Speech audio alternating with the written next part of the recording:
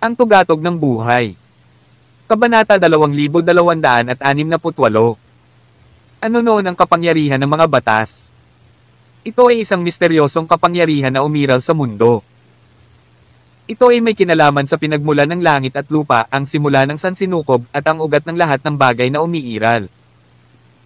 Kung ikukumpara, bakit nagkaroon ng langit at lupa? Bakit kailangan ng liwanag para makakita? Bakit kailangan kumain ng tao para mabuhay? Lahat ng bagay at anumang bagay ay may ilang uri ng panuntunang inilapat sa kanila. Ang nakasanayan ng lahat ay isang uri ng pinakamataas na batas, at ito ang kakanyahan nito na nagpapakita sa lahat ng dako. Kung ikukumpara sa espiritual na kakanyahan ng mundo, ang martial arts ng tao, ang kapangyarihan ng mga batas ay hindi totoo, mas malakas kaysa sa alinman sa mga bagay na iyon. Whoosh! Ang 11 gintong ubod ng mga batas sa loob ng katawan ni Alex ay naglalaman ng kapangyarihan ng mga batas. Bagamat ang kapasidad nito ay hindi kasing laki ng bahagi na naabsorb ng Chaos 3, ang nakuha ni Alex ay hindi kahit isang sanib. Si Alex mismo ay hindi alam kung ano talaga ang maaaring gawin ng Chaos na ito sa mga Golden Core. At sa sandaling ito, ang 11 gintong core ay kumikinang ng maliwanag. Isang alon ng kapangyarihan ng batas ang bumaril patungo sa mahabang espada ni Brina Davy. Ang mabangis na enerhiya ng espada ay nawala sa isang iglap. Hindi lang iyon. Ang kapangyarihan ng batas ay gumulong pabalik, binago ang direksyon kung saan ito bumaril patungo. Ang isang espada ay nagmula sa silangang bahagi, ngunit sa sandaling ito ay nabaligtad ng walang paliwanag. Lumiko ito sa isang sulok at tumalon mismo kay Brina. Guro, mag-iingat ka. Natigilan si In sa kanyang kinatatayuan. Alam na alam niya ang kapangyarihan sa likod ng espada ng kanyang amo. Naniniwala siya na ang magnanakaw na iyon, si Alex Rockefeller, ay tiyak na mamamatay sa pagkakataong ito. Hindi niya inaasahan na ang lakas ni Alex ay nasa ganoong antas. Ang mga iyon ay napakabangis at bigla ang mga galaw ng espada, at ang tanging ginawa ni Alex ay casual na iwagayway ang kanyang kamay. Talagang pinatay niya ang mga galaw ng pagpatay ng kanyang amo, at bilang resulta, inatake niya ang kanyang amo. Paano niya ito nagawa? Ang cultivation ni Ince ay mas mababa pa rin kaysa kay Brina.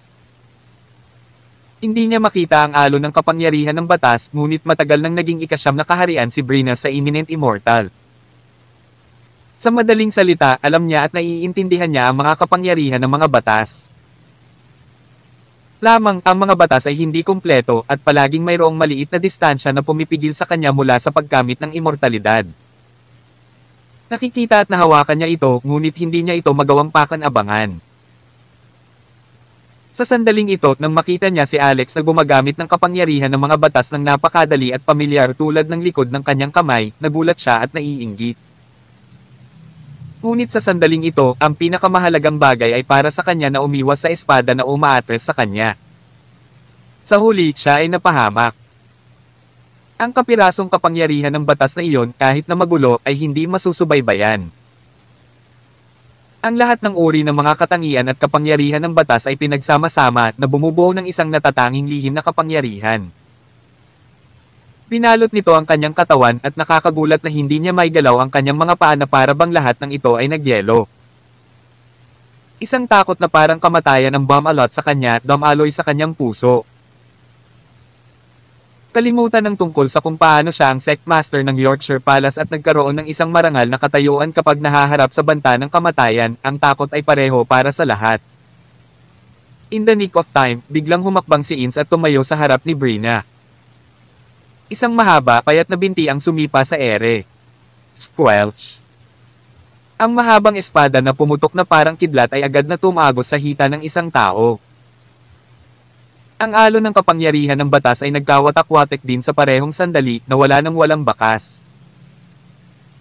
Pinilit ni Ince ang sarili na tiisin ang matinding sakit sa kanyang hita at sinabi kay Brina, "Master, okay ka lang ba?" Nagulat si Brina ngunit lubos siyang napanatag nang makita niyang nawala ang kapangyarihan ng batas at lihim na naisip sa sarili, kaya, ang taong ito ay maaari lamang manipulahin ang kapangyarihan ng mga batas sa maikling panahon, at ito ay magulo rin. Nakakatakot. Akala ko talaga makokontrol niya ito sa gusto niya. Mukhang ilang uri lang ng Arcana ang pinagkadalubhasaan niya. Ang pagmaster ng Arcana ay isa ring paraan para magamit ang kapangyarihan ng mga batas. Ngunit malayo pa rin ito sa tunay na kapangyarihan ng mga batas. Nang maisip ito ni Brina, nawala ang gulat sa kanyang mukha na palitan ng galit at kalupitan. Kabanata 2269.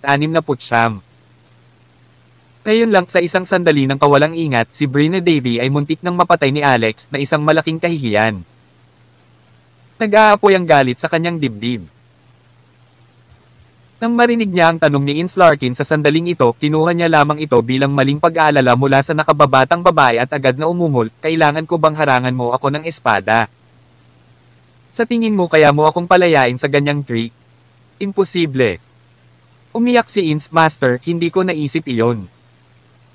Ako ang naging dahilan upang masira ang reputasyon ng Yorkshire Palace at ako ang naging dahilan ng panunuya sa iyo ng iyong mga kapantay.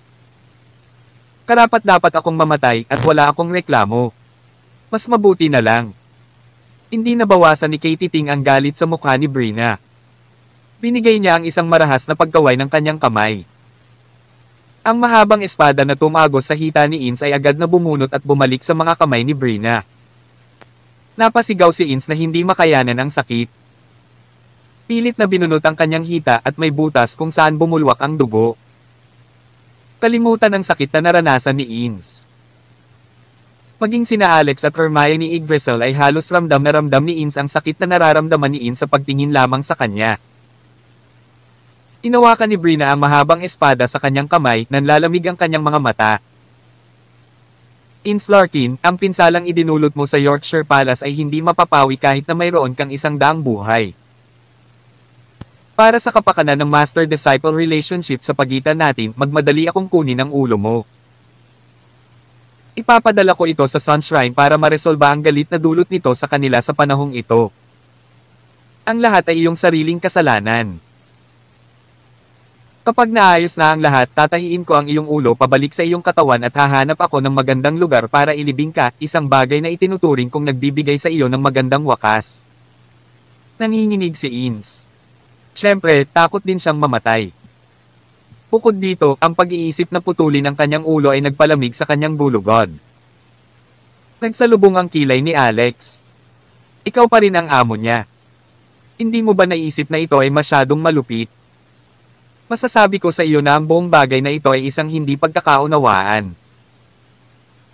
Ang iyong alagad ay hindi nagpapanatili ng isang tao sa ipinagbabawal na lugar at ako ay hindi natulog sa kanya, ni kami ay may mga anak. Ang lahat ay tsismis. Hindi mo pa nasusuri ang katotohanan pero nakapagdesisyon ka na." Malamig na singgal ni Brina. Hindi na kailangan.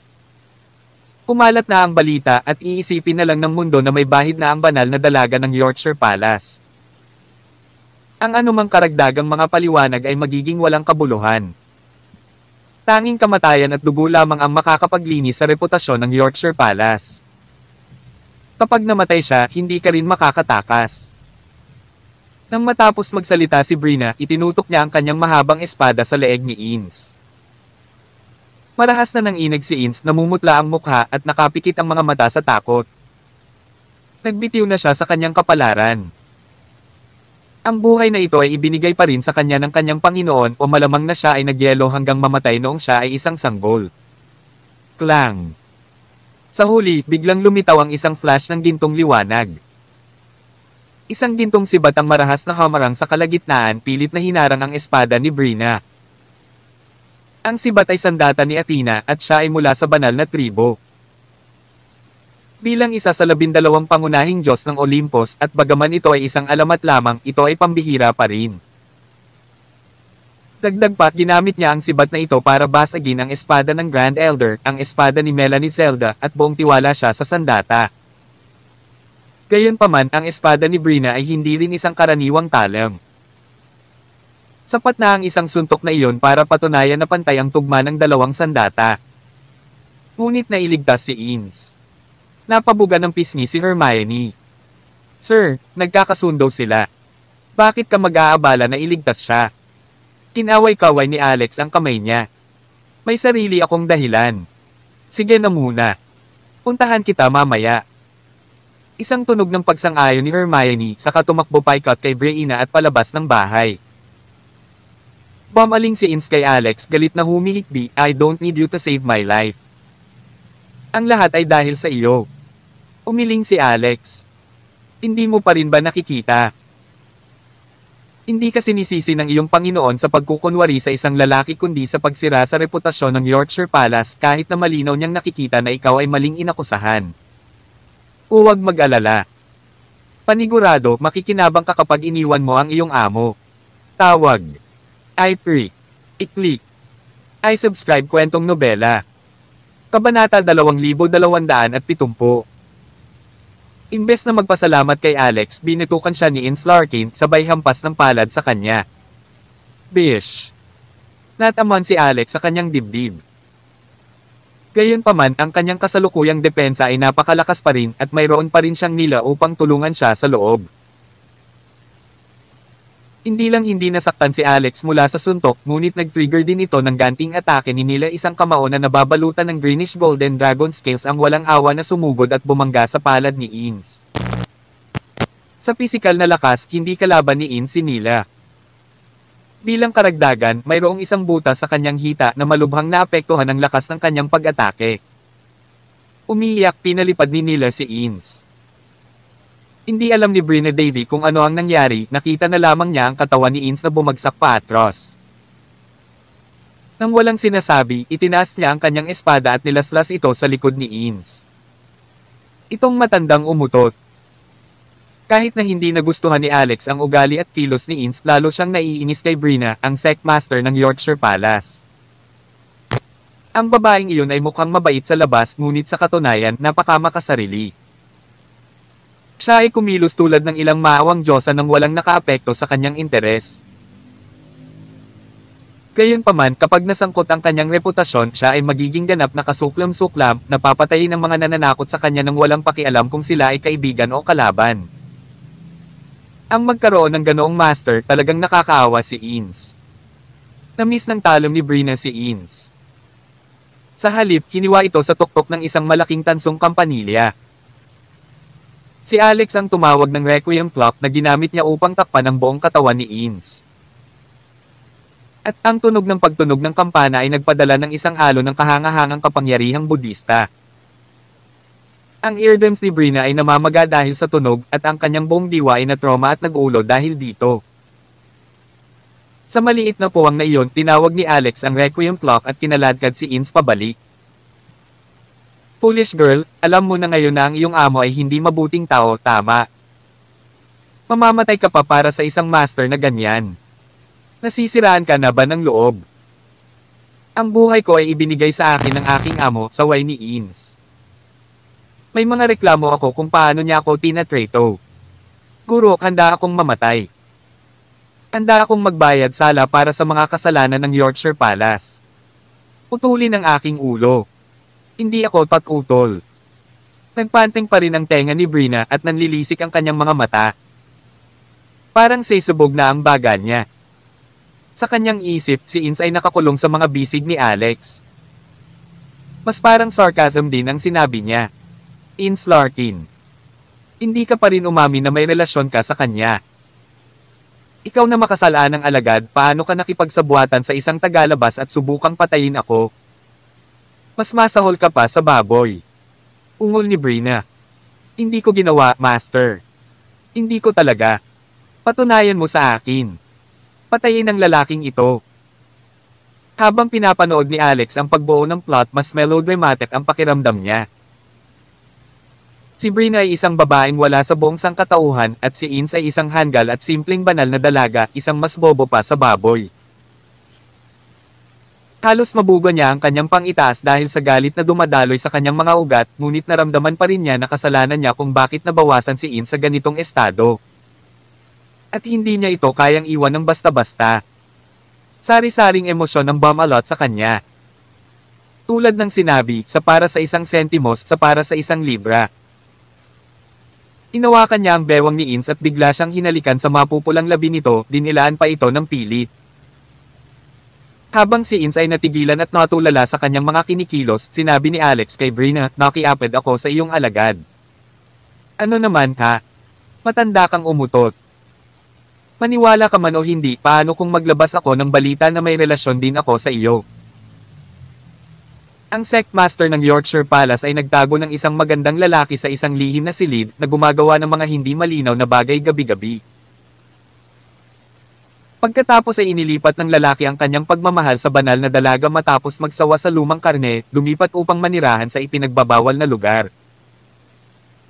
Kapag nailabas na ang pamagat na ito, ginagarantiya ko na ang iyong Yorkshire Palace ang magiging mainit na paksa. Maaari mo ring isaalang-alang ito bilang libreng advertising. Nang marinig ito ni Brina, nanlaki ang kanyang mga mata at halos malaglag sa kanyang ulo. Ito ay masyadong walang hiya. Walang limitasyon sa kung gaano siya kawalanjiya. Sa sandaling kumalat ang naturang balita, tuluyan ng masisira ang reputasyon ni Brina kahit ang kamatayan niya ay hindi maalis ang bahid ng kanyang pangalan. Ikaw. Kabanata 2271. Natigilan si Brina Davy, hindi nakapagsalita sa nakakagambalang mga aksyon ni Alex. Pinuhat ni Alex si Ince Larkin at mabilis na tumakbo palabas ng bahay. Kahabulin na sana siya ni Brina pero isang bagay din ang naintindihan niya. Hindi mahina ang cultivation ni Alex. Wala siyang tiwala na masusupol o mapatay niya ito sa maikling panahon. Kapag naglik ang bagay na ito, bulag niyang naisigaw ang lahat ng uri ng mga bagay. Hindi niya inakala kung ano ang mangyayari. Sa sandaling ito ng pag-aalinlangan, agad na nawala sina Alex at Ince. Ni isang pahiwatig ng kanilang mga anino ay hindi makita. Pakawalan mo ako. Pervert na magnanakaw. Papatayin kita. Sa wakas ay bumalik sa kanyang katinoan si Ince, nagmumura ng malakas habang paulit-ulit na pinupunasan ang kanyang bibig. The more she acted this way, the more Alex is not willing to let her go. Sa halip, inabot niya ito at pinisil ang puwitan niya at kinindatan siya. Ano ang silbi ng pagpupunas ng iyong bibig? Kahit anong punas mo, wala na ang first kiss mo. Anyway, ang mga chismis ay kabalbalan na, kaya paano kung sasagutin na lang natin ang kuryosidad ng lahat at gawin ang gawa dito mismo sa bukas. Nanginginig si Ince. Bilang isang babae na hindi kailanman nakahawak sa kamay ng isang lalaki, kailan siya magkakaroon ng pagkakataong maranasan ang mundo sa ganoong paraan? Ang paggawa ng mga bagay na tulad niyan sa labas. Ito lang ang pinakakakilabot na bagay sa buong mundo para sa kanya. Diablo ba ang lalaking ito? Ikaw, paano kita nasaktan? Bakit ganyan ka sa akin? Patayin mo na lang ako, patayin mo na ako. Nag-break si Ince. Tinago niya ang mukha niya at umiyak ng malakas. Napabuntong hininga si Alex. Ito ay dahil hindi mo ako sinaktan kaya wala akong sama ng loob sa iyo. Kaya, maaari ko lamang ipahayag ang pagsisisi at paghingi ng tawad sa nangyari sa iyo ngayon. Ito ang dahilan kung bakit patuloy akong nagpumilit na iligtas ka. Ngunit nang sabihin iyon, dapat kang magpasalamat sa akin ng kaunti. Si Donovan Orlando ay hindi isang mabuting tao sa anumang paraan. Buti na lang naputol ang engagement mo. Masakit pa rin ang hita ni Ince at tumutulo pa rin ang dugo mula sa kanyang sugat. Gayunpaman, mas masakit ang kanyang puso. Pinalayas mula sa kanyang sekta, tinugis ng kanyang amo, at ginawang brutal ng kanyang mga kapwa-disipulo. Inakala ng lahat na siya ay isang pabago-bago, nagnanakaw ng lalaki na B***, nag-iingat ng isang lalaki sa likod ng kanyang kasintahan, gumagawa ng mga kaiyahiyang bagay. Marami sa mga sekta sa Western Ridge ay malamang na gumagawa ng higit pang mga nakakatawang kwento sa kanyang likuran. Sir, bakit hawak mo pa rin ang B*** na ito sa iyong mga bisig? Hindi mo pwedeng sabihin sa akin na balak mo siyang kunin, di ba? Si Hermione Yggdrasil, na nagtatago sa di kalayuan, ay tumakbo palabas at sinabing hindi nasisiyahan. Si Ince ay talagang nalulungkot ngunit tinawag siyang B** sa lahat ng dako, may apoy sa kanyang puso, at sumuko na lang siya at ikinawit ang kanyang mga braso sa leeg ni Alex. Tama, nakikipagrelasyon ako sa asawa ng iyong amo, kaya asawa na rin ako ng iyong amo. Mas mabuting lumuhod ka at yumuko sa akin, baka mapunta ka sa hindi magandang kinabukasan. Sir, ikaw talaga. Bam! Diretsahang ibinagsak ni Alex si Ins sa lupa at sinabing, ako ang naging dahilan ng hindi mo pagkakaintindihan pero nailigtas din kita. Wala kaming utang sa isa't isa ngayon so we'll go our own way. Pagkatapos tumalikod siya at kinuha si Hermione, nagbabalak na umalis. Pagkatapos ng mahabang gabi ng pag-ikot-ikot, ngayon ay halos madaling araw na. Oras na para umalis siya. Galit at nasaktan, umungol si Ins, hoy, ***** ka. Inawakan mo ako, tiningnan, at hinalikan. Ngayon, sasabihin mong wala tayong utang sa isa't isa, lalaki ka ba o hindi? Isa kang walang kwentang duwag, isang pervert na magnanakaw, at isang kontrabida kumpara kay Donovan Orlando. Si Alex ay hindi isang madaling magalit. Inailan niya si Hermione at naglakad palayo. Ilang sandali pagkaalis ni Alex, dalawang figure ang bumagsak sa lupa. Sa harap mismo ni Ins. Ito ay sina Melanie Zelda at Winona Zelda. Junior, pumunta ako para linisin ang basura. Tawag. I-freak. I-click. I-subscribe kwentong nobela. Kabanata 2272. Sa kasalukuyan, si Ins Larkin ay nagkaroon ng malaking butas sa kanyang hita mula sa pagkakasaksak na patuloy na dumudugo. Kahit na ang mga buto sa loob ay nabutas at may butas ito. Kung hindi dahil sa katotohanan na si Alex ay tumulong sa pag-ugat ng dugo at gumuhit pa ng isang Zarbeco anting-anting dito, maaaring namatay na siya sa pagkawala ng dugo. Ang pagharap kina Melanie Zelda at Winona Zelda sa kanilang estado, tiyak na walang pagkakataong makatakas. Senior, ang nagsabing may itinatago akong lalaki sa ipinagbabawal na lugar na ikinakalat ang tsismis na ito sa publiko. Ikaw ang may gawa nito, hindi ba? Alam ni Ins na mahirap tumakas.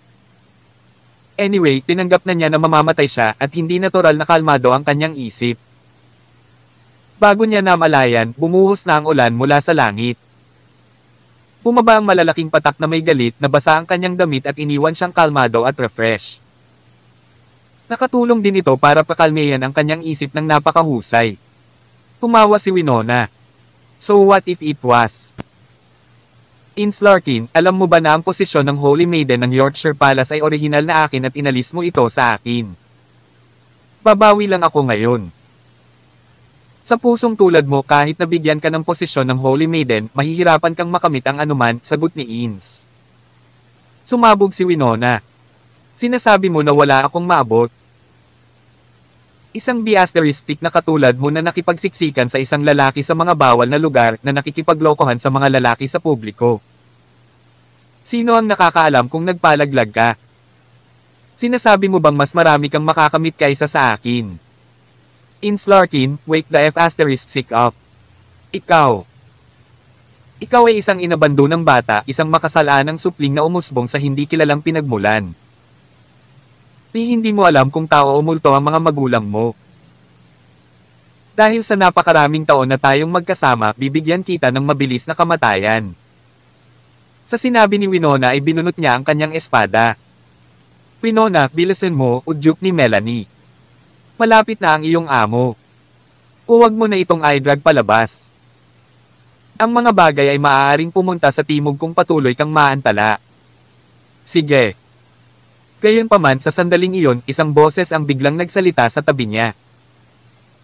Sa pagtatapos ng araw, kayong lahat ay mga disipulo pa rin mula sa iisang sekta. Kailangan mo ba talagang maging mabisyo? Ang dumating ay walang iba kundi si Alex. Umalis na siya pero bumalik ulit. So Mr. Adulterer. Kaya talagang buhay ka pa. Talagang mahaba ang buhay mo.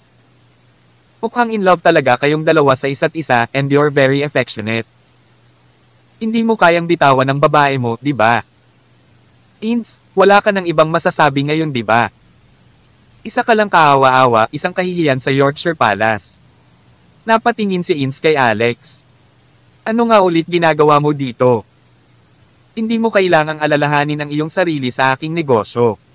Magwala ka. Napakamot ng ilong si Alex. Sa pagitan natin, sa tingin mo ba ikaw lang ang biktima at ang aking pag-iral ay napapalawak? Naiisip mo ba na ang aking reputasyon ay maaaring hilahin sa putik ng walang awa at hindi ako makakaramdam ng anumang galit mula rito? Umagalpak ng tawa si Winona. Hindi ba't isa ka lang talagang dumadaan kung gayon? Isa ka lang sa maraming mukha na vinyl ika ni Ins. Ano ang pagkakaiba mo sa isang puta? Sinasabi mo bang ang isang tulad mo ay nangangailangan pa rin ng reputasyon? Walang pakialam ang ekspresyon ni Alex. Alam mo ba na may krimen na tinatawag na paninirang puri? Umisi si Winona. Ayoko talaga. Naiinip si Melanie. Ano ang silbi ng pakikipagtalo sa mga hindi gaanong mahalagang tao? Patayin mo na lang sila. Brat, gusto ko talagang magpasalamat sa iyo. Kung wala ka, hindi magiging banal na dalaga si Winona. Kaya at least iiwan kong buo ang katawan mo. Swoosh! Si Melanie ay isang nangingibabaw na Grand Elder at hindi siya kailanman naglabas ng kalokohan. Direkta siyang pumunta para sa pagpatay. Mukhang wala talaga akong halaga sa paningin mo. Tumalsik si Alex.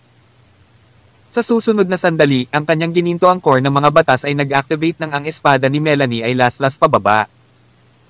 Parehong eksena iyon sa nangyari kay Brinne Davy. Sa pagkakataong ito, gayunpaman, hindi nagpakita ng anumang awa si Alex. Sa sandaling sumiklab ang kapangyarihan ng mga batas, ang kanyang kamay na naging kasing tigas ng bakal ay umabot upang kunin ang espada ni Melanie na naglalayong pumatay. Squelch! Isang ulo ang lumipad sa langit.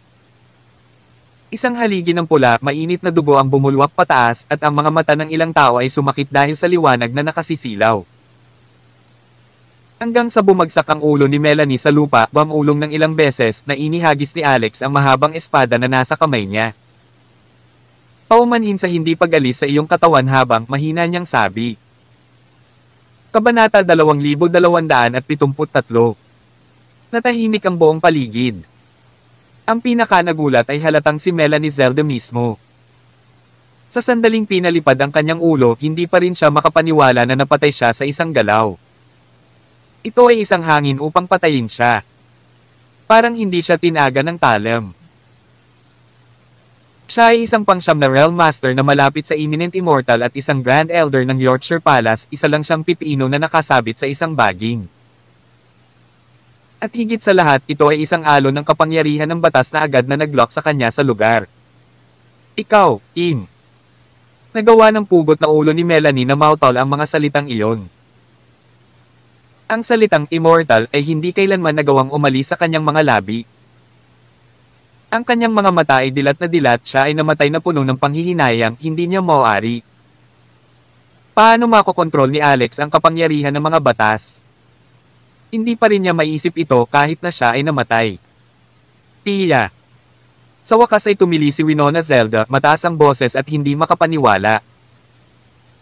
Ang dakilang elder ng Yorkshire Palace ay itinuturing niyang pinakamalakas na taga-suporta niya. Isa ring elder ng tribo, lumabas lang siya sa oras na ito para humanap ng pagkakataon, pinilit si Ins na mamatay ng minsanen. Ito ay dapat na isang maliit na bagay. Paano ito umabot sa puntong hindi siya makapaniwala sa nangyayari? Kung wala ang suporta ni Melanie, sino pa ang magkakaroon ng kapasidad na suportahan si Winona sa Yorkshire Palace? Nagulat din si Ins Larkin. Ang lakas ni Alex ay muling nabaligtad ang kanyang buong mundo.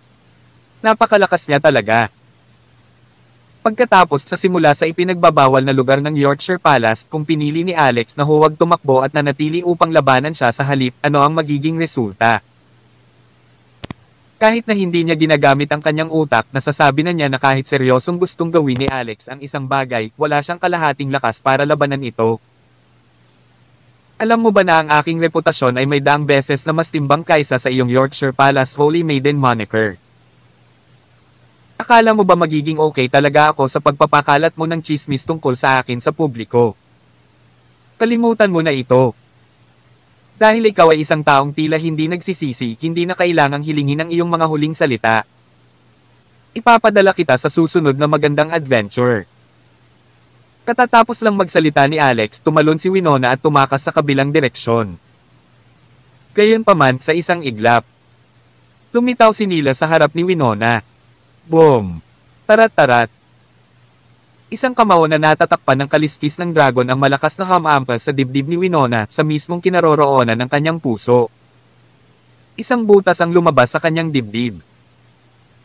Sa katunayan, sinadya talaga ni Alex na umalis maliban sa hindi pa siya nakakalayo bago niya nakita sina Melanie at Winona na papunta dito. Alam niyang sa estadong kinaroroonan ni Ins tiyak na mamamatay ito. Kaya bumalik siya sa wakas.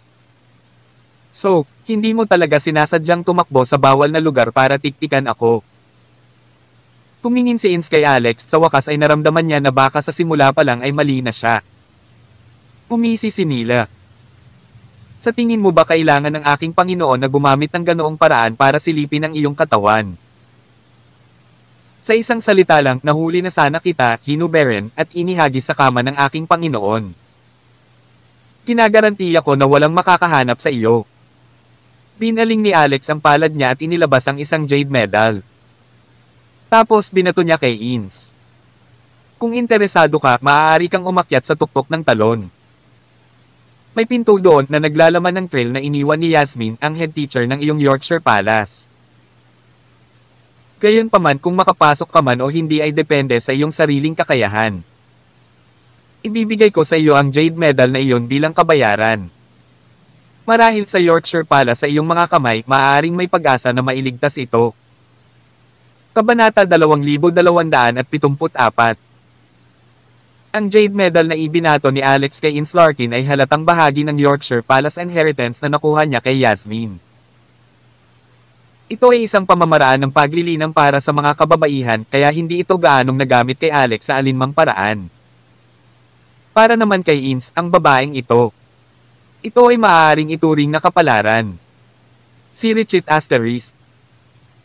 Matapos ihagis ni Alex ang jade medal kay Ins, katumbas ito ng pagwawakas sa hindi umiiral na emosyonal na paglahok. Tapos tumalikod na siya para umalis. Hindi sigurado si Ins kung totoo o hindi ang sinabi ni Alex, ngunit dinampot pa rin niya ang jade medal. Nang bumaon dito ang kanyang banal na kamalayan, nanlaki ang kanyang mga mata at siya ay tulala. Sectmaster Yasmin. Ang huling maalamat na Sectmaster ng Yorkshire Palace noong sinaunang panahon. Siya rin ang commander ng Kaliwang Unyon ng sinaunang alyansa at isa sa pinakamakapangyarihang banal na emperador. Siya. Binigyan niya talaga ako nito. Isang masalimuot na pakiramdam na 1,000,000 beses na mas masahol pa kaysa dati ang lumitaw sa puso ni Ins. Siya ay kahit na nasa sabik na ang kanyang mga kamay ay nanginginig. Sa pagtingin sa mga bangkay ni Melanie at Winona na nakahandusay sa lupa, nagngangalit si Ins at nagmamadaling inilagay ang dalawang katawan sa kanyang storage ring at umalis sa sketchy area na ito. Marahil ito ay talagang pagkakataon para sa Yorkshire Palace na umangat muli sa tuktok. Ngunit sino siya sa mundo? Si Richit Asterisk. Sino ka? Tumayo si Alex sa ulan. Walang kahit isang patak ng tubig ang dumampi sa kanya. Isang lalaki ang nakatayo sa kanyang harapan at siya ay walang iba kundi si Samson Hendrik. Inanap niya si Alex. Hindi alam ni Alex kung ano ang hinahabol ng lalaki. Hindi naman mahalaga kung sino ako, di ba? Ano ang mahalaga dito, haadlang ka ba sa daan ko? Hindi. Bro, mali ang pagkakaintindi mo. Hindi ako ang iyong kaaway. Magkaibigan tayo. Ikanaway ni Samson ang kanyang mga kamay, isang maliwanag na ngiti sa kanyang mukha. Guwapo ito at kaakit-akit, napakita pa ang dalawang maliit na dimples. Niloloko mo si Donovan Orlando, isang bagay na matagal ko nang gustong gawin. Hindi lang ako nagkaroon ng pagkakataon. Ngayon, tinulungan mo akong matupad ang aking hiling kahit na niloko siya ng 10 bilyong espiritual na bato. Grabe ang galing. Tumango si Alex. Nakuha ko na. Tapos ka na ba? Alis na ako. Oy. Teka. May iba pa ba? Siyempre. Pumunta ako dito para sabihin sa iyo na ang mga masters mula sa Sunshrine ay nakarating na sa Race City. Kung patuloy kang mananatili sa lungsod, tiyak na mamamatay ka. Si Hermione Yggdrasil na nakatayo sa tabi ni Alex ay nagtanong sino ang mga master na nanggaling sa Sunshrine. Gabriel Simpson, ang Sectmaster, pati na rin ang 12 Peak Lords mula sa Sunshrine. Ano ang sinabi mo? Nang marinig iyon ni Hermione ay tumalon siya. Maging ang mukha niya ay namutla. Anong gagawin natin? Anong gagawin natin? Ang Sun Shrine ay sobrang nakakatakot din. Ang Sect Master at 12 Peak Lords ay lumabas na lahat. Ito ang pinakamalakas, pinakakilala, pinakamahusay sa pinakamahusay ng mga master ng Sun Shrine. Lumabas silang lahat para lang ilabas ang galit ni Donovan. Iyan ay seryosong sobra. Donovan Orlando, maaari ba siyang maging anak ni Gabriel Simpson? Naglakas loob akong tumaya na kahit na si Mika Simpson ay nasa isang sitwasyong nagbabanta sa buhay, hindi sana dadalhin ni Gabriel ang 12 Peak Lords ng maramihan. Nakita ni Alex kung gaano siya kaseryoso. Nilainggan niya si Samson. Mabait ba ang mga lalaking ito? Nagulat na bulalas ni Samson, my goodness, hindi mo talaga kilala ang Sect Master ng Sun Shrine at ang kanilang 12 Peak Lords. Iyan ang pinakamataas, pinakakilalang tao sa buong Western Ridge.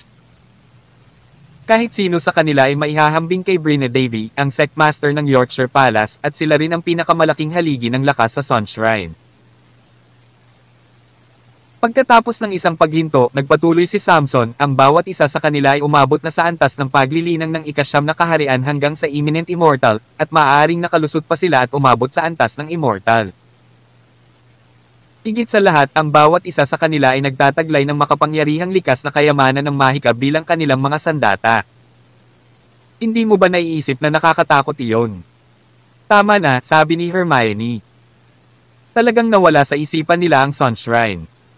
Kumunot ang noo ni Alex. Kung ang bawat isa sa kanila ay nasa antas ni Brina, kung gayon ito ay talagang medyo nakakatakot. Kasama ang katotohanang mayroon silang bawat isa sa mga magic treasures kahit na tumataas ang antas ng kanyang lakas ngayon, hindi siya naglakas loob na harapin ang mga ito ng direkta. Sa kanyang kasalukuyang sitwasyon, maaari niyang gamitin ang 11 sa kanyang mga gininto ang core ng batas upang pansamantalang gamitin ang kapangyarihan ng mga batas na pumatay ng iba ng hindi inaasahan.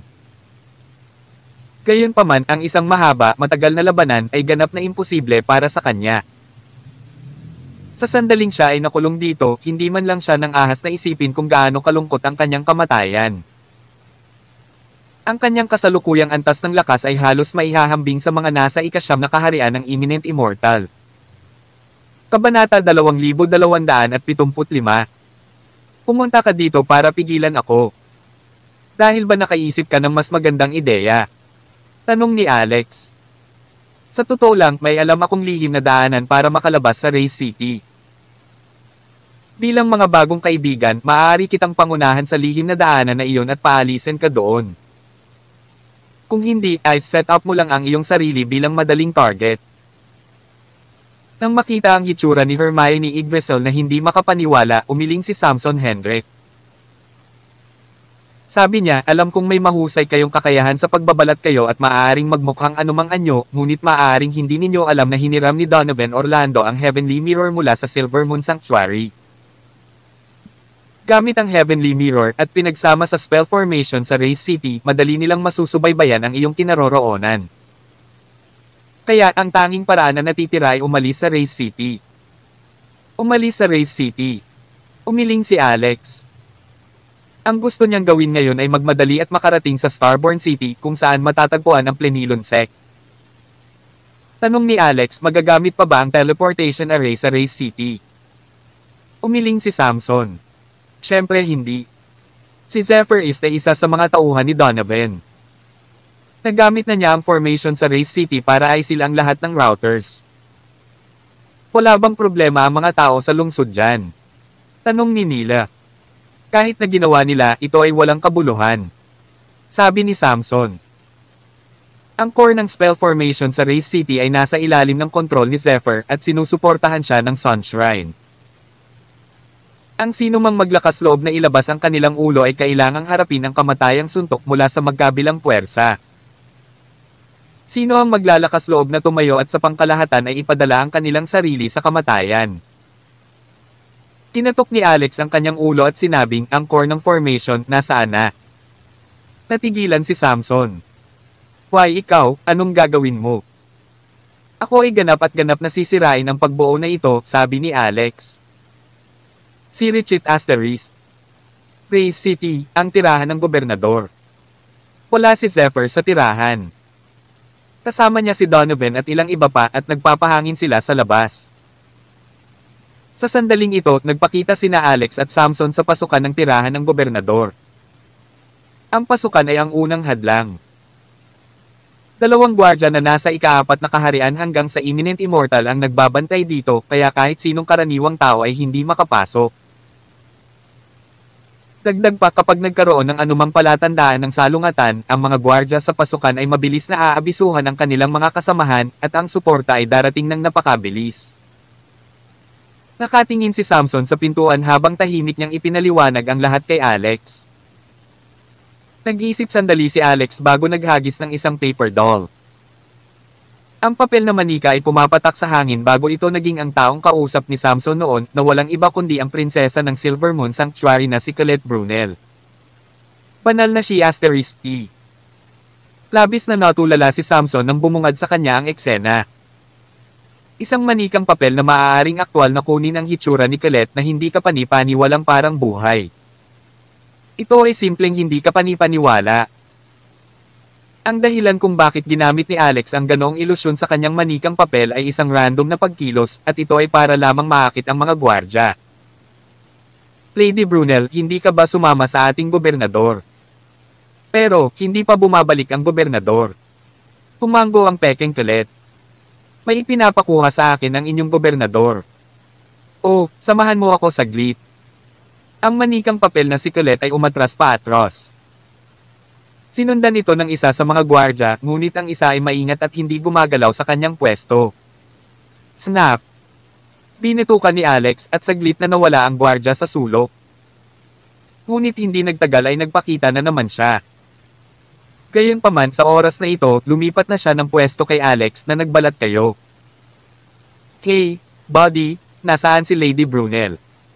Bakit hindi siya lumalapit? Oh, sabi niya kailangan niyang gumamit ng washroom. Papasok ako sa loob at tutulungan ang gobernador na kumuha ng isang bagay. Magbantay ka dito. Tawag. I-pre. I-click. I-subscribe kwentong nobela. Kabanata 2276. Ang gwardya ay tamad, marahil ay ganap na hindi kumbinsido na sino man ang maglalakas loob na saktan ang bahay ng Castellan. Nakatayo siya sa may pintuan, nagsusumikap pa rin. Nabalitaan ko na ang prinsesa ng Silvermoon Sanctuary ay isang pervert na may gusto sa mga babae, bulong niya sa ilalim ng kanyang hininga. Nakaka-goosebumps talaga ako sa pag-iisip pa lang. Paano magkakaroon ng ganoong tao sa mundo? Maaari bang magkaanak ang isang babae at ibang babae? Nagpatuloy ang gwardya habang nakikita ang figure ng kanyang kasama na nawala sa loob ng mansyon ng Castellan. Pagkatapos agad siyang naglabas ng alak, dinilaan ang kanyang mga labi, hinimas ang kanyang leeg, at uminom. Noong nakaraan, magkasama ang dalawa sa tungkulin, nakatumbas din ang pagkakaroon ng mutual supervision. Hindi pinapayagan ang pag-inom. Ngayong wala na si Samson, ang kaibigan na kanina lang nakabantay, ano pa ang hinihintay? Naturally, ang isa ay kukuha ng 2 higop ng masaya upang maibsan ang penonibik ng isang alkoholiko. Pagpikit pa lang niya at sarap sa sarap at amoy ng alak ay may biglang tumama sa likod ng ulo niya, agad siyang nawala ng malay at tuluyang nawala ng malay. Sorry, kuya. Kailangan kong pahiram ng damit mo saglit. Si Samson ang nagsalita. Nangangati ang kanyang puso matapos makita si Alex na nagbibihis bilang matandang hari na pumasok sa tirahan ng Castellan. Sa mga mata ni Samson, ang katawan ni Alex ay malinaw na nababalot ng misteryosong kulay. Siyempre, ang pinakamahalagang bagay ay na mayroong ganitong mahirap mahanap na pakiramdam ng kumpiyansa. Kakakol Donovan siguradong nagpakita na siya ay isang kapwa-tao. Lalo na sa sandaling ito, talagang sinabi ni Alex na gusto niyang basagin ang pagbuo ng moat ng Race City. Iyon ay mas nakakagulat. Ang iba ay hindi alam na ang pamilya Henrik ay napakalinaw tungkol sa pagbuo ng moat. Ito ay dahil sa chismis na ang pagbubuo ng moat ng Razor City ay direktang nauugnay sa pamilyang Henrik na nagmana ng sinaunang angkan. Ang pagkakabuo at inscription ng pamilya Henrik ay parehong mga obra maestra noong panahong iyon, kaya ang pagkakabuo ng moat ng Race City at ang mga stunts ng pamilya Henrik ay napakahusay. Sa kasamaang palad, 3,000 taon na ang lumipas. Sa paglipas ng mga araw, ang pagbuo at inscription ng pamilya Hendrik ay tumanggi dahil marami sa mga bullish stunt noon ay nawala. Hanggang ngayon, ang pagbuo ng moat ng Race City ay naging huling patunay na ang pagbuo at inscription ng pamilya Hendrik ay dating umiral. Sa kasamaang palad, ang Race City ay hindi kabilang sa pamilyang Hendrik at ang kumokontrol sa pagbuo ay hindi rin ang pamilyang Hendrik. Kahit hanggang ngayon, kailangan pa ring mag-alala ng pamilya Hendrik sa malaking formation na ito. Ginamit ni Zephyr ang Forma Scion upang sugpuin ang pamilya Hendrik. Tragic, tama ba? Konting, right. Ngunit ano ang maaaring gawin? Ang pamilya Hendrik ay walang anumang solusyon sa harap ng pagbuo ng moat na ito. Matagal na nilang gustong sirain ang magandang Forma Scion na ito, ngunit wala silang magagawa dahil kulang sila sa teknolohiya. Ngayon, nadama ni Samson na nakakita siya ng pag-asa. Hoy, kuya. Hintayin mo ako. Dahan-dahang hinabol ni Samson si Alex. Halos akala ni Alex ay isa siyang gwardya sa loob ng mansyon ng Castellan. Sa sample na sana siya nang malaman niyang si Samson pala ang tao. Isinara niya ang kanyang palad at nagtanong paano ka rin nakapasok. Tawa ng tawa sa makapal na balat, sinabi ni Samson, "We are now an adventurous duo. Paano natin magagawa kung wala ako? Halika, sumunod ka sa akin." May alam akong shortcut na direktang humahantong sa control center ng spell formation. Habang nagsasalita siya, si Samson ang nanguna sa unahan upang manguna sa daan. Nakita si Samson na maluwag na naglalakad na parang naglalakad sa kanyang likod bahay, may kakaibang ekspresyon si Alex. Madalas ka bang lumabas at pumasok sa tirahan ng Castellan? Ikinaway ni Samson ang kanyang kamay. Hindi, first time ko dito. Hindi ka mukhang unang bisita. Iyon ay dahil ang aking bahay ay may mga blueprint ng mansyon ng Castellan. Hindi ba ito kakaiba? Ito ay dahil ang aking pamilya, ang Hendricks, ang nagtayo ng moat formation at itong Castellan Mansion.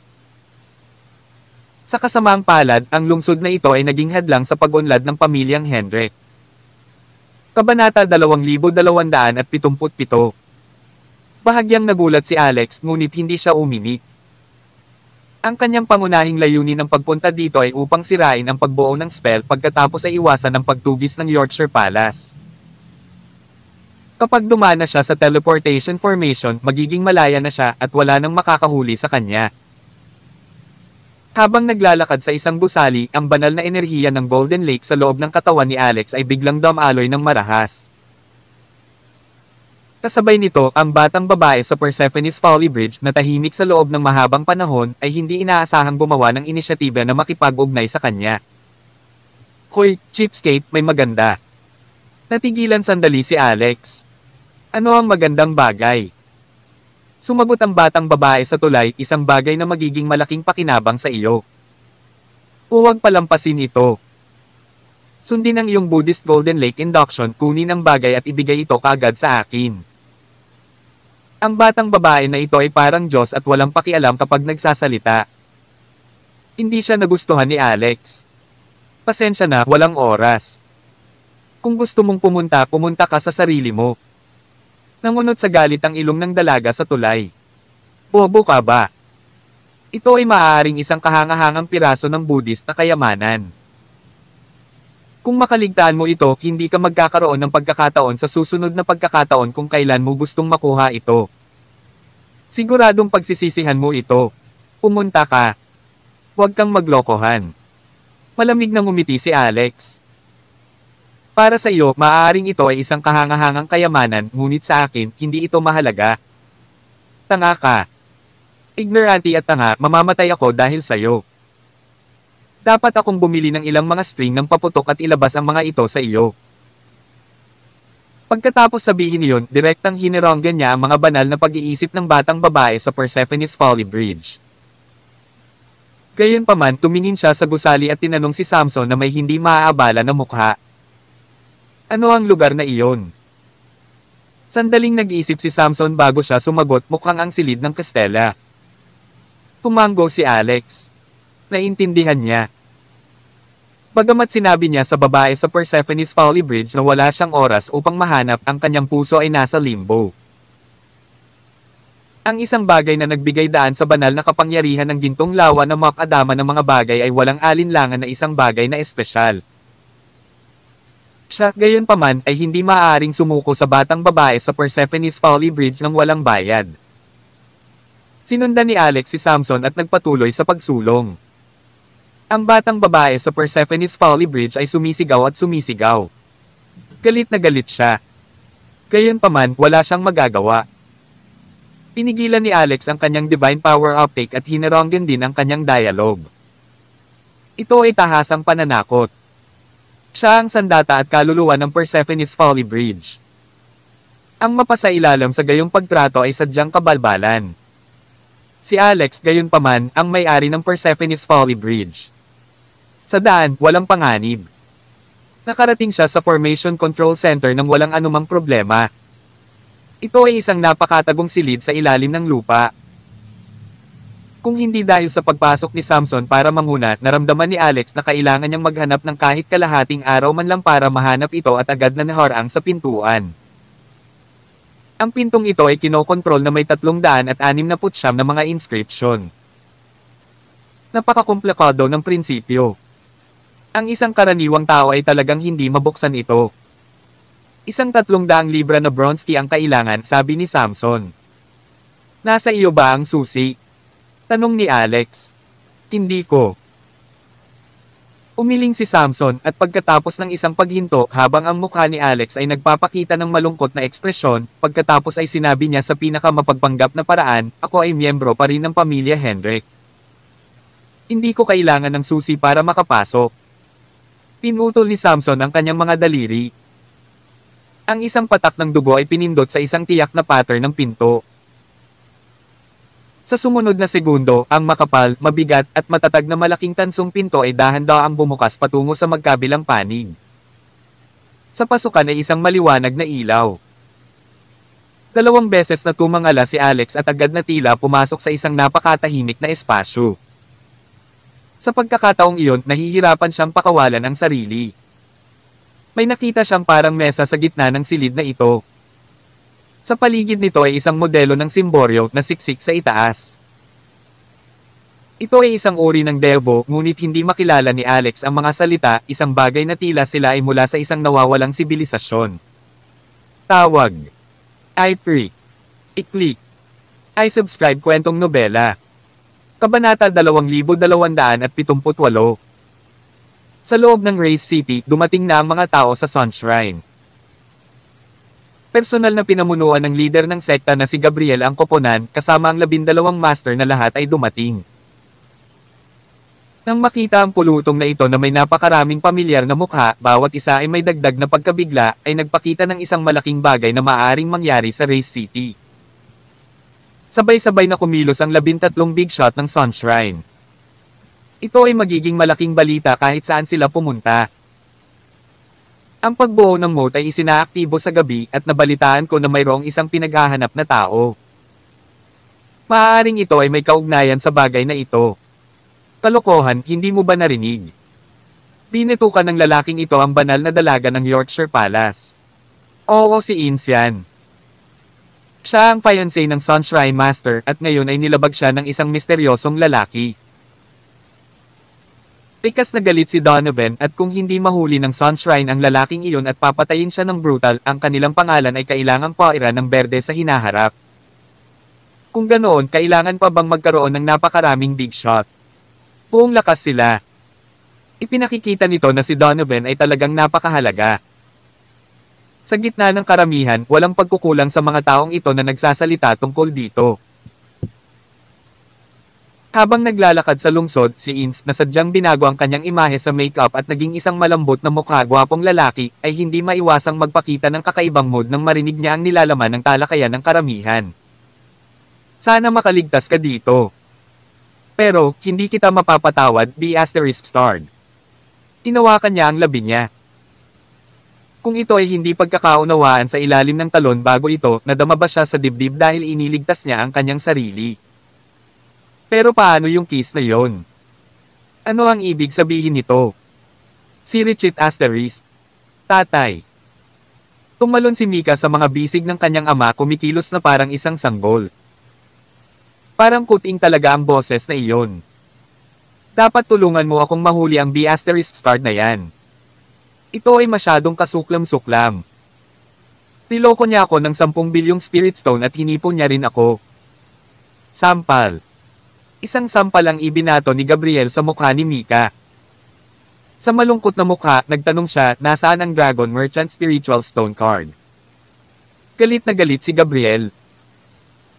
Hindi lang ninakaw ng alibughang munting B***stick ang kanyang Dragon Merchant Spiritual Stone card, ngunit dinaya pa siya ng 10 bilyon.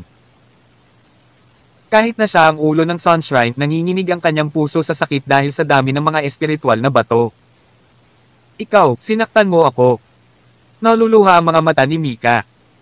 Kumpara kay Colette, siya ang mas prinsesa. Si Mika ay pinalaki ng husto at hindi sanay na maging mapang-akit. Ngayon sa harap ng napakaraming tao, gayunpaman, hindi niya natiis na bugbugin ng ganito ng sarili niyang ama. Kung hindi kita anak, matagal na kitang sinampal hanggang sa mamatay, malamig na sabi ni Gabriel. Dalhin mo. Tinakpe ni Mika ang pula at namamaganyang mukha. Maaamo lang niyang iabot ang kanyang Dragon Merchant Spiritual Stone card. Ang lalaking iyon ay naging isang nakatatandang kapatid na lalaki at kamukang kamukha niya, umiiyak niyang sabi. Paano ko naman malalaman iyon? Sobrang miserable na ako. Inawakan niya ako ng buong buo. Never akong ginalaw ni kuya ng ganyan. Naglakas loob ka pang saktan ako. Ang mga talukap ni Gabriel ay kumikislap ng husto. How dare she say such things in front of so many people as a girl? Hindi ba siya natatakot na mawala ng mukha? Quaresma, ibaba mo siya. Pagkatapos mong bumalik, kumarap sa dingding sa loob ng kalahating taon. Ano? Napatulala si Mika at nag-aalalang sumigaw, ngunit siya ay naitulak ni Gabriel at saka nahimatay. Inihintay niya ang Peak Lord na iyon na nagngangalang Quaresma na kunin si Mika. Tanong ni Gabriel, nasaan ang lalaking iyon? Napakaraming eksperto mula sa Sunshrine ang hindi dumating para sa 10 bilyong Spirit Stone, ngunit dahil binanggit ni Donovan na ninakaw ni Alex ang kanyang Chaos Bead, Chaos Bell, at Chaos Tree. Ang sino mang magsasaka ay masasabik kapag nabigyan ng pagkakataon ng gayong makalangit na paglalang. Kahit na hindi ito makuha ng isa, ang pagdinig nito ay maaaring makapagpasaya sa kanila sa loob ng ilang araw. Higit pa rito, maaaring makuha ito ng isa. Hindi. Kailangang makuha ito. Kabanata 2279. Sabi ni Castellan Zephyr, sect leader, napakatusaw ng lalaking iyon. Alam niya ang isang napakatalino na pamamaraan ng pagbabalat kayo, isang napakahusay na halos imposibleng makilala ang tunay sa peke.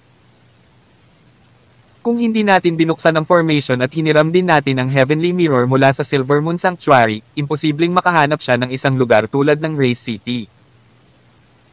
Naiinip na sabi ni Gabriel, gusto ko lang malaman kung nasaan siya ngayon. Kaagad. Agad-agad. Sagot ni Zephyr, it's being checked. Mangyaring maghintay. Ginagawa na niya ang lahat. Ang Heavenly Mirror na ito ay pagkatapos ng lahat ay hindi kasing linaw ng mga markang itinanam sa katawan ni Alex ni Ins Larkin. Nangangailangan ito ng maraming screening tulad ng mga kamera ng modernong sibilisasyon. Nagkaroon ng proseso upang masubaybayan ang mga marka na nagdulot ng pagkaantala. Dahil dito, sa mismong sandaling ito, ang warrant ng pag-aresto, na lumutang sa himpapawid ng hindi inaasahan, ay gumalaw na parang mga alon ng tubig at ilang beses na umalog, pagkatapos ay nawala. Sa sumunod na sandali, ang mga tao na kanina ay nakadama ng ilang uri ng arcane pressure na bumabalot sa kanila ay sabay ding nawala. Ano ang sitwasyon? Ang pagbuo ng moat. Sarado. Napasulyap si Zephyr sa langit at natulala. Imposible, hindi ko isinara. Sino ang maaaring pumunta at isara ito? Mabangis na tumalon si Donovan at sinabing, ang mansyon ng Castellan. Nakapasok ang lalaking iyon sa mansyon ng Castellan. Galit na nagmura si Gabriel. Push asterisk E. Natural, hindi niya sinumpa ang kanyang pinakamamahal na alagad na si Donovan kundi si Zephyr. Mabilis, sumugod sa mansyon ng Castellan. Huwag mong hayaang makatakas ang bastos na iyon. Si Richit asterisk. Sa Castellan's Mansion Formation Control Center. Kinuha ni Alex ang isang malaking kristal na bato sa kanyang kamay. Ito ang core formation base ng moat formation na inukit na may makakapal na inscription at formation diagram. Si Alex ay may kaunting pananaliksik sa mga diagram ng pagbuo, ngunit hindi niya lubos na naiintindihan ang mga inscription. Alam na ito ay isang bagay na naiwan ng ninuno ni Samson, direkta niya itong ibinato sa kanya. Nabigla pa rin si Samson sa puntong ito. Talagang natagpuan ni Alex ang base ng Formasayon at sinira ang pagbuo ng spell. Ito ay masyadong hindi kapani-paniwala. Kuya, ikaw ba ay isang matandang halimaw na muling nagkatawang tao? Paano ka pa naging makapangyarihan? Hindi ito siyentipiko. Maaaring tama ang hula mo. Napangisi si Alex. Bagamat hindi na siya umimipat, naisip niya na ngayong nasira na ang Formasayon, siguradong mararamdaman ito ng Castellan, pati na rin ng mga tao sa labas at tiyak na susundan sila kaagad, pero kung hindi. Umalis ka na, baka kailangan nating manatili dito magpakailanman. Pagkatapos niyang magsalita ay dirdiretso siyang lumabas. Gayunpaman, hindi siya nagmamadali patungo sa pintuan.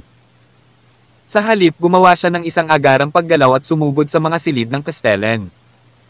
Hoy, kuya. Huwag masyadong mabilis. Hintayin mo ako. Inawakan ni Samson ang kristal sa kanyang kamay na may penonibik. Ito ang naiwan ng matandang ninuno. Pinalak ni Samson na bawiin ito at ikumpara sa ancestral canon. Tiyak na madadala nito ang lakas ng pamilya Hendrik sa ibang antas. Gayunpaman, hindi nagkamali si Alex. Siguradong darating kaagad ang mga taga-Sun Shrine. Gayunpaman, sa isang kisap mata, agad na lumayo si Alex, naiwan siyang mag-isa rito at agad na nakaramdam ng pag-abandona na may mga luhang umaagos sa kanyang mukha. Nasaan ang pinangakong adventure duo, ang ipinangakong kapatiran na itinapon mo lang sa akin, ha? Iniligpit niya ang mga bubog at nagmamadaling lumabas ng control room ng malaking formation. Ngayong nasira na ang Formasayon at nawala na ang airband, ang pagkawala mula sa mataas na lugar ay naging hari. Agad na umakyat sa langit si Samson. Sa hindi inaasahan, doon pa lang naramdaman niya ang isang alon ng mga banal na pag-iisip na bumabalot sa kanya. Kaya naman, natakot siya at nagmamadaling bumaba ulit. O hindi. Darating ang mga tao ng Sun Shrine. Anong gagawin natin? Anong gagawin natin? Tawag. I-prick. I-click. I-subscribe kwentong nobela. Kabanata 2280. Sino ang taong iyon? Mukhang guard siya sa loob ng mansyon ng Castella. Isang bantay, lumilipad sa langit at tumatakbo kapag nakita niya tayo. Ano ang ibig sabihin nito? Ang mga tao ng Sun Shrine ay nagtipon upang mag-isip, mabilis na napagtanto na ang sitwasyon ay hindi tama. May problema siguro itong gwardya. Sinabi ni Zephyr, maaaring ang B*** na iyon ang nagpanggap bilang batang master ng palasyo. Malamang. Kabulin mo siya. Agad na nahati ang mga tao sa dalawang grupo at hinabol ang figure kung saan nahulog si Samson. Lahat ito ay mga sobrang eksperto sa kasalukuyang panahon. Nagsimulang manginig ang mga binti ni Samson. Ano ang nangyayari? Hindi niya sinira ang pagbuo ng moat. Naghanap ka ng iba. Nagkaroon ka ng maling lalaki. How dare he say such things? Hindi man lang siya naglakas loob na ibuka ang kanyang bibig. Mabilis na naglabas si Samson ng dalawang anteng-anteng at idinikit sa ibabaw ng kanyang mga binti. Ang pagbuo ng pamilya Hendrik ay isang obra maestra. Bagamat nawala ito, marami pa rin ang naipasa. Kaya ang pamilyang Hendrik ay isa pa rin kilalang pamilyang may mataas na uri sa lugar na ito malapit sa Race City. Ang mga rune na ginamit sa pagbuo ay maaari ding gamitin upang gumuhit ng mga anteng-anteng pati na rin ang mga inscription ng pamilya Hendrik. Katulad ng mga rune, mayroon pa silang ilang magagandang kapangyarihan na hindi kayang pantayan ng mga sinaunang rune. Ang dalawang anteng-anteng na ito ay dumaikit sa mga binti na doble ang kanyang bilis.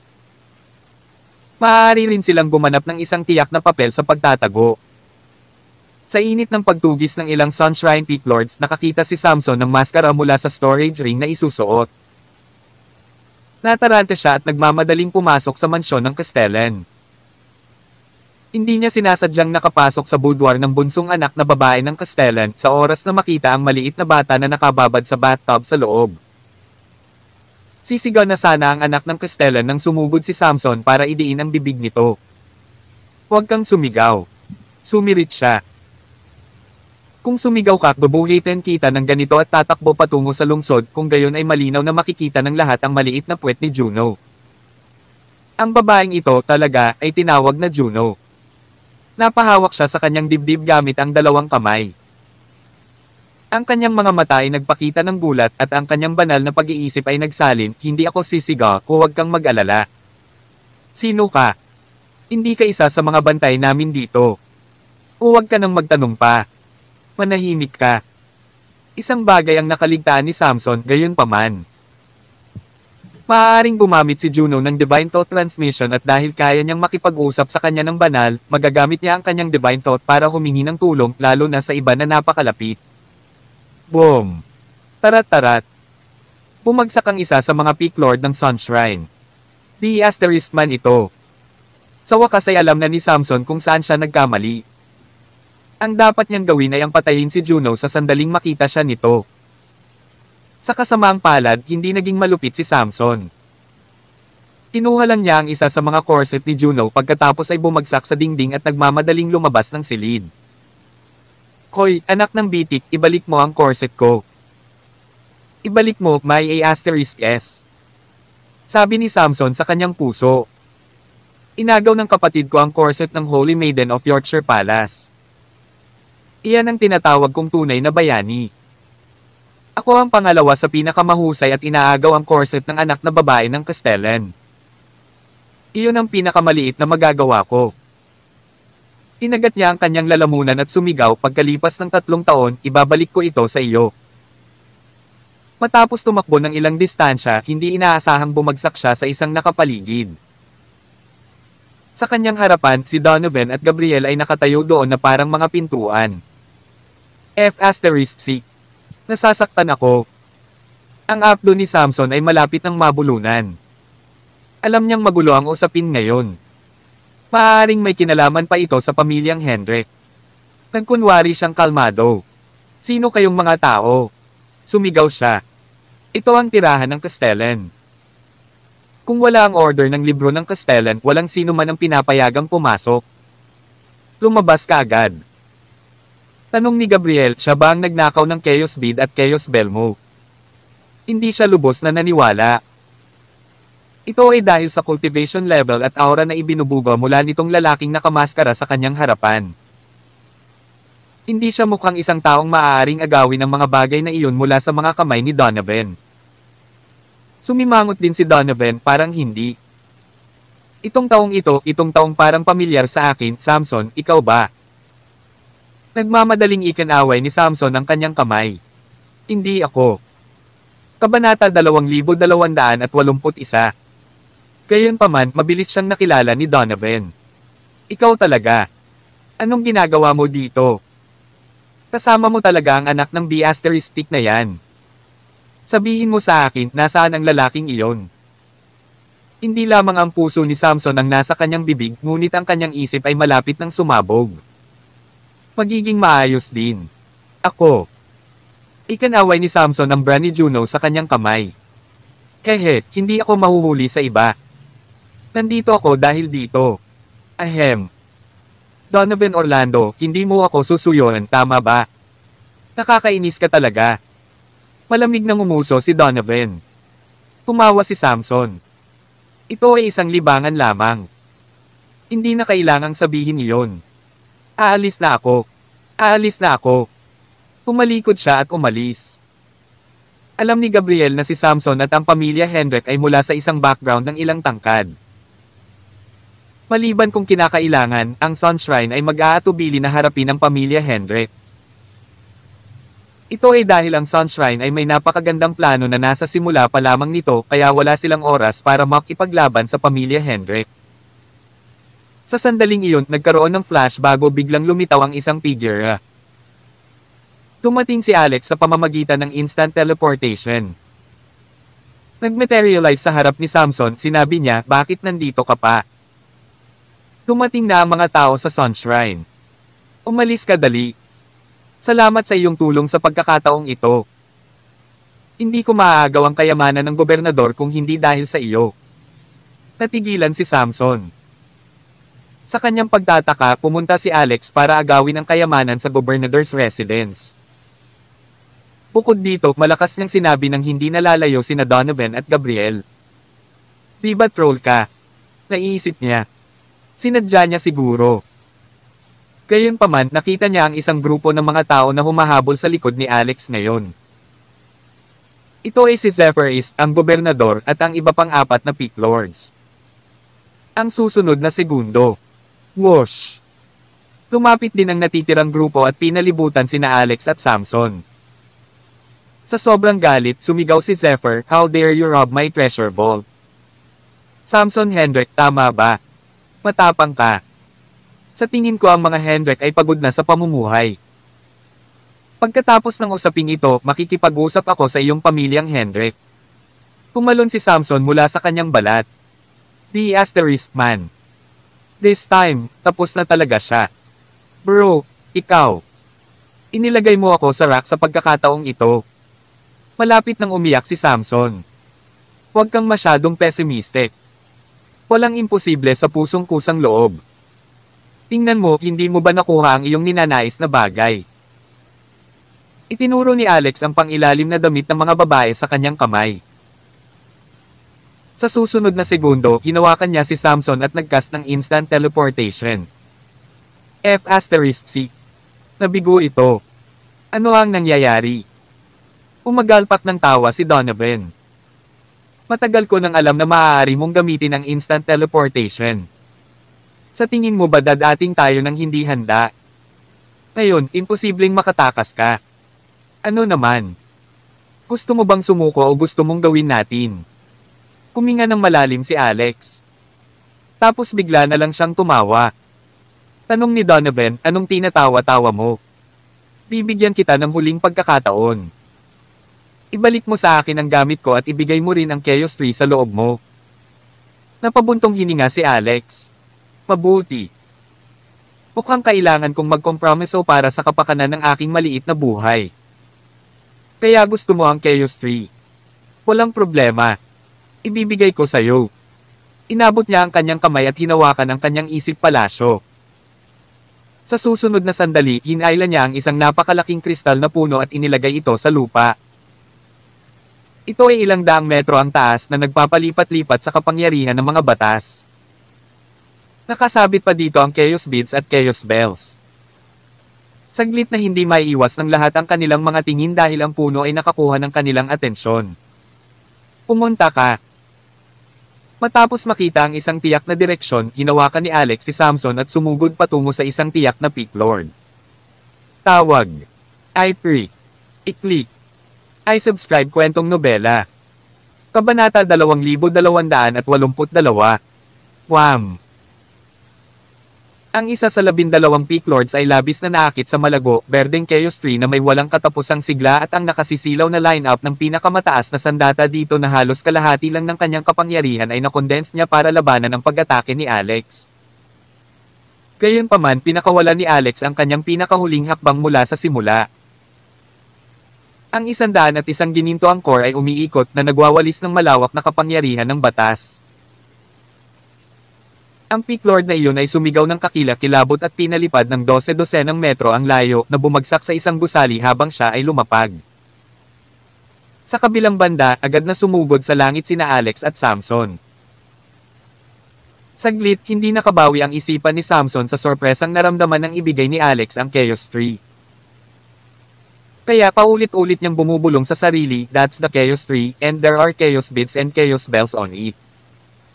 Ibinigay mo ba ng ganun-ganun lang? Mabilis na umakyat sa langit si Alex at nakahinga ng maluwag. Nakangiti niyang sabi, sa tingin mo, posible ba ito? Lumingon si Samson para tingnan.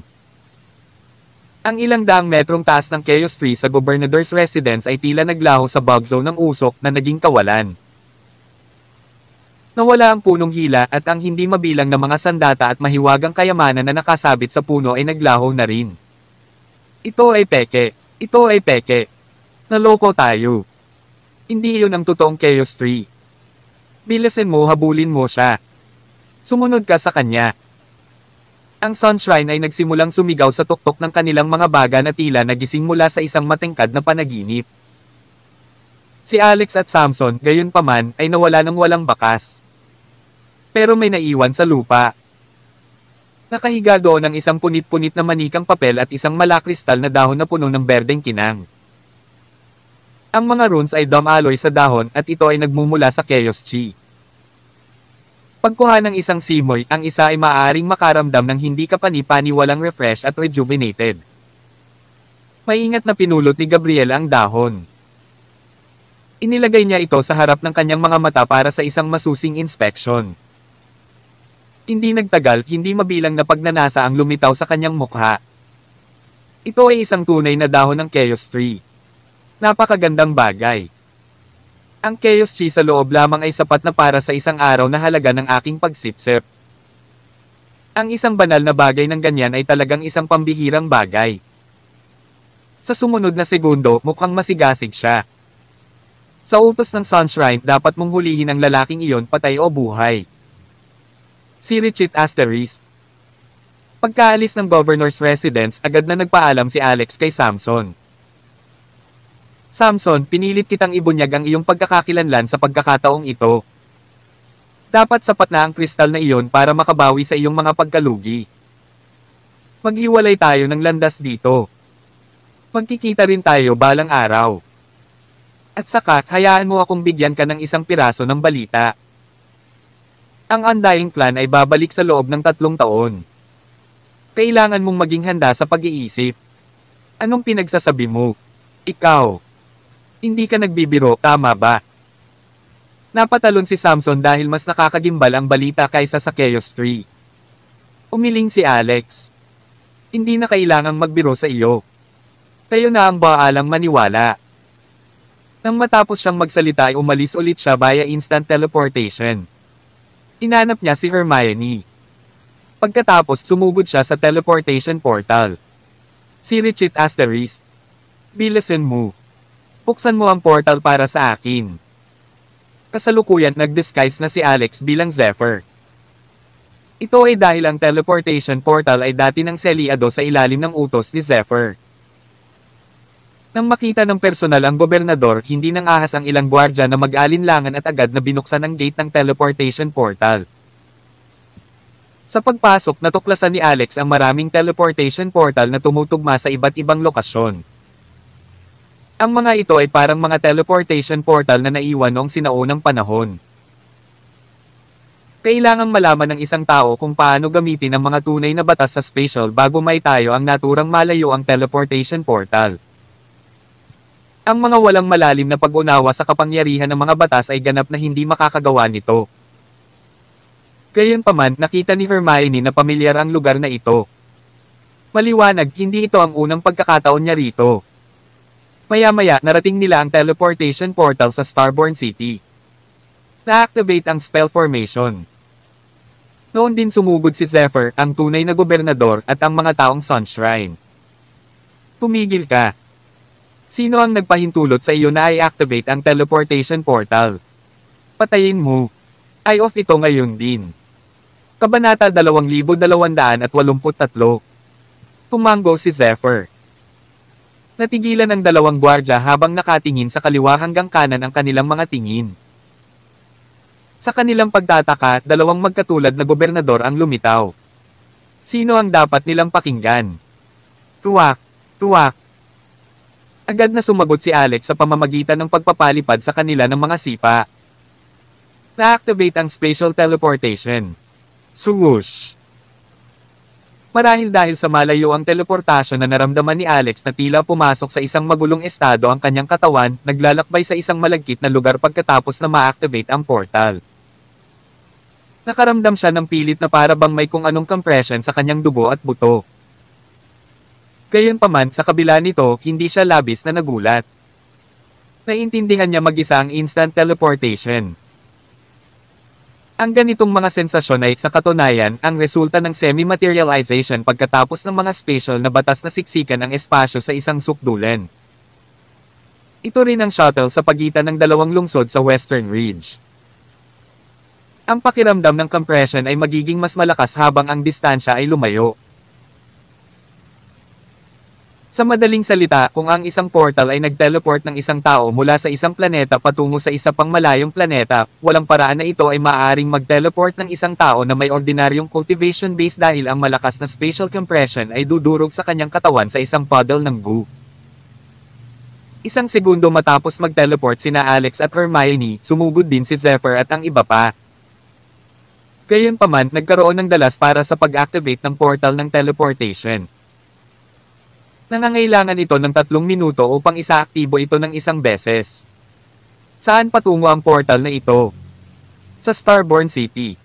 Starborn City. Hindi ba iyon ang maliit na lungsod sa gilid ng Western Ridge? Anong gagawin ng lalaking iyon doon? Sa tabi ng Starborn City ay Misty Swamp. Kung gusto niyang takasan ang pagtugis ng Sunshrine, papasok siya sa Misty Swamp, ang lugar na may pinakamagandang pagkakataon para makatakas. Matatagpuan lamang niya ang isang dead end kung tumakas siya sa ibang mga lungsod. The asterisk man it. Ang tuso niya talaga. Sumunod ka sa kanya. Lumipas ang 3 minuto. Sabay-sabay na pumasok ang karamihan sa formation blueprint, sinusubukang i-activate ang teleportation portal. Sa hindi inaasahan, nabigong lumiwanag ang blueprint ng pagbuo ng portal. Anong nangyari?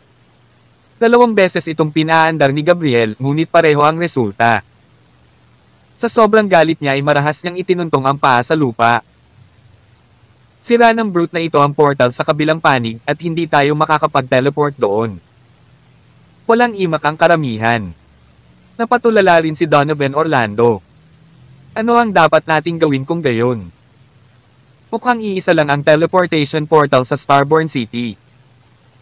Aabutin kami ng hindi bababa sa kalahating buwan upang pumunta doon sa paglalakad. By then, saan natin siya hahanapin? Kailangan natin siyang hanapin kahit hindi natin kaya. Ipinahayag ni Gabriel. Si Richit Asterisk. Sa kabilang dulo, talagang sinira ni Alex ang pagbuo ng blueprint ng teleportation portal. Gayunpaman, sinira niya ang isa sa mga pangunahing sinaunang Ron. Sa kanyang kasalukuyang antas ng pangunawa sa pagbuo ng blueprint, maaari niya itong ayusin ng buo. Pumalik siya sa Starborn City.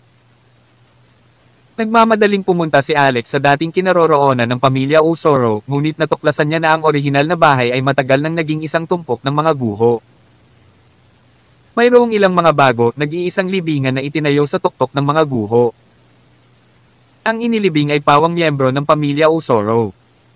Hindi rin niya alam kung sino ang naglibing sa kanila. Ang mga guho, bagong libingan, at mga sirang pader ay isang mapanukso at mapanuksong pagkakatugma sa maunlad na negosyo ng pamilya ng dating Usoro. Senior, kailangan mong manatiling buhay. Plenilon Sec, I'm coming. Agad na binitawan ni Alex ang airship na nakuha niya kay Dave at tumalon doon. Ito ay medyo madali din sa piloto. Hanggat mayroon itong sapat na espiritual na mga bato, maaari itong lumipad sa napakabilis na bilis.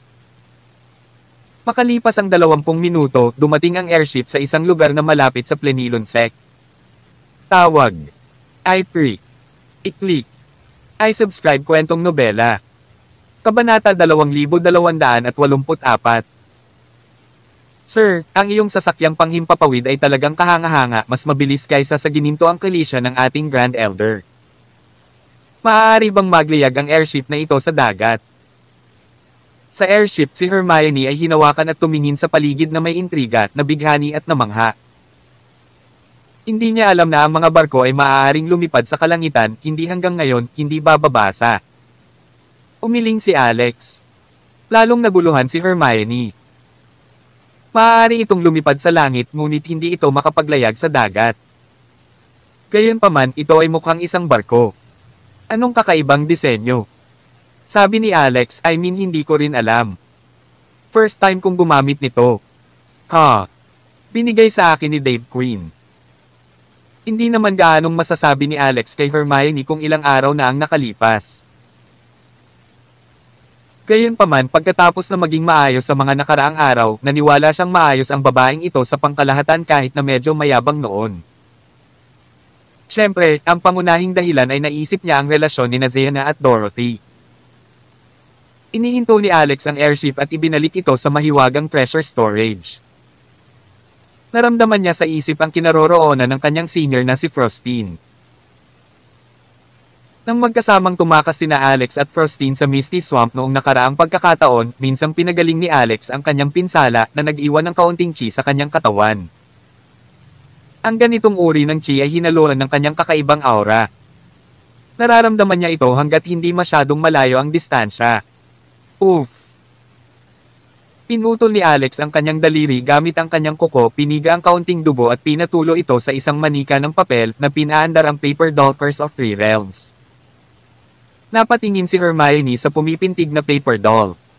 Sir, ano pong pangalan nitong manika? Palagi kong naramdaman na ito ay partikular na masama na parang tumalon ito mula sa 3 kaharian at wala sa loob ng 5 elemento. Kung hindi lang ako binigyan ni Master ng reflective eye, nasa dilim na sana kami at hindi namin malalaman na nalantad kami sa ilalim ng iyong pagbabantay. Itinuon ni Alex ang kanyang pagsisikap sa pagkontrol sa manikang papel. Hindi niya sinagot ang tanong niya. Maya-maya sa wakas ay nakahinga siya ng maluwag. Nararamdaman ko siya. Buhay pa si Senior. Nasa loob siya ng Plenilon Secmo. Kuminto siya at tumingin kay Hermione, ang kanyang tingin ay nagpapadala ng lamig sa kanyang bulugod. Ilang segundo pa ay natauhan na siya. Sir, huwag po kayong mag-alala. Hindi kita pabagalin. Ngayong napatay na ang Sect Master, mananatili ako sa tabi mo ng walang katapusan. Kung may gustong manakit sa iyo, tiyak na tatayo ako para sa iyo. Umiling si Alex. Kung nandito ang amo mo, baka matulungan niya ako. Ngunit ang iyong cultivation base ay napakahina pa rin. Noon, tatanggihan siya ni Hermione. Halika, anong karapatan ng isang core formation cultivator na tulad mo para punahin ako bilang isang cultivator sa pangalawang kaharian hanggang sa imminent immortal? Gayunpaman, ngayong nasaksihan na niya ang pagpatay ni Alex sa Grand Elder ng Yorkshire Palace na nasa ikasyam na kaharian ng imminent immortal na may isang slash of the sword, maaari na lamang siyang tumahimik ng masunurin. Yung style talaga ni Sir na sabihin ang mga ganyang salita. Tapos sinadya bang naawa si Sir last time? Master, may reklamo ba siya tungkol sa akin? Nang magsimulang magmuni-muni si Hermione sa lahat ng bagay tungkol sa kanyang sarili pagkatapos biglang bumalik sa kanyang katinoan, agad na ginamit ni Alex ang transformation technique at naging Donovan. Natigilan si Hermione. Bakit ka nag-transform sa lalaking iyon? Kilala ko lang siya, sagot ni Alex. Ang paper doll ay naging anino at sumugod sa Plenilon Sect. Walang makakakita sa totoong pinagdaanan nito maliban kay Alex. Sumunod si Alex sa likod mismo ni Hermione, tinatrato ang sarili bilang isang junior na kakapasok lang sa sekta. Siya ay bulag na sumunod sa kanyang mga yapak nang walang sinasabi at pumasok sa pasukan ng Plenilon Sect.